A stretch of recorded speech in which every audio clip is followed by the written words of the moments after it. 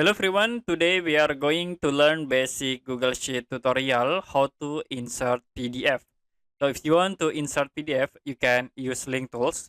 But first you need to upload your PDF file into Google Drive. As example, I will copy this PDF in Google Drive. You can go to share and then you can click copy link. After it, go to Google Sheet and then you can click insert and then choose link.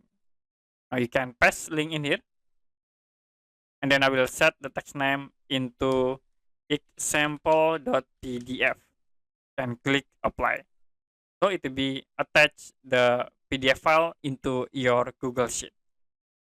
Okay, that's it for basic Google Sheet tutorial how to insert PDF. If you have any question about tutorial, you can comment below this video.